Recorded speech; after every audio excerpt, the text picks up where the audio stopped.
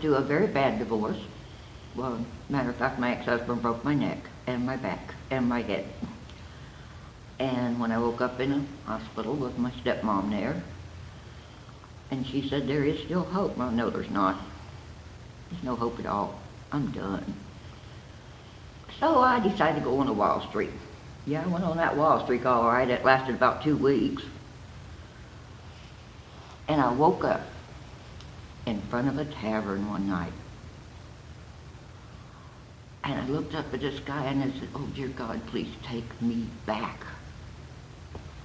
And I said, Jesus, if you hear me, and I know you hear me, make me stop this and let me get back on the straight and narrow path. I can't live like this. I don't want to live like this.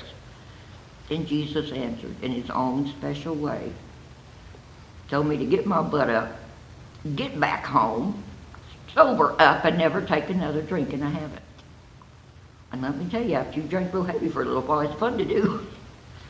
But no, Jesus has been my guiding light all my life.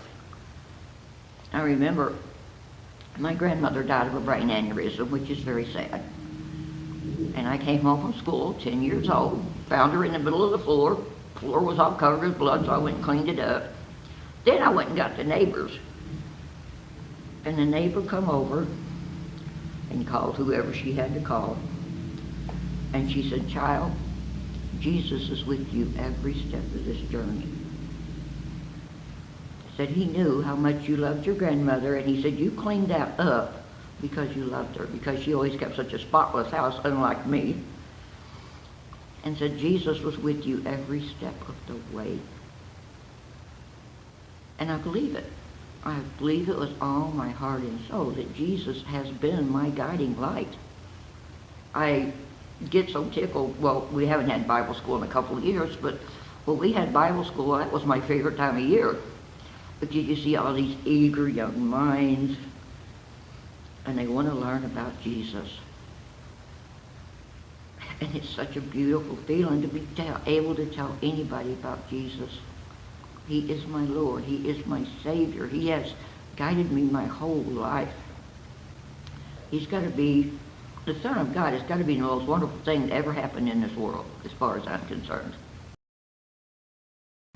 I try to do everything possible to help anyone that I can.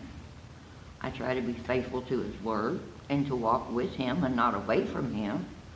Right now, my biggest mission is to take care of my husband, who's been very ill, because I know Jesus is walking with him too. I'm always there for my children if they need me. For my grandchildren, my great-grandchildren. I'm getting old here, people. And I am not the least bit afraid of the day when I get to go be with Jesus. I have no fear of that whatsoever, because I know he's going to be there. And I know he's going to help me to find my way. He's going to help me with my husband, my kids, my family, my grandkids, my great-grandkids. I wish they'd quit multiplying so fast. No, I don't. By the way, we have 28 grand and greats. We had 6 kids and 28 grandkids and great-grandkids. And to me, that in itself is a miracle, because when the bad thing happened to me with my ex-husband, I'm like, well, God, here I am again. And then one morning I woke up and I said, Jesus, please let there be somebody out there that will love me for me. You know what? 2 hours later, I met my husband. Literally, I met my husband 2 hours later. I knew him about 15 minutes. And he said, would you marry me? I said, yep. We were married 3 days later.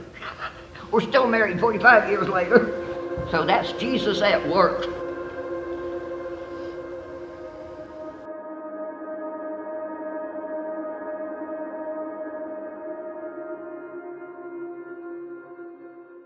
Okay, my name is Patty Cottle, can't even talk, and I am a follower of Jesus Christ, my Lord.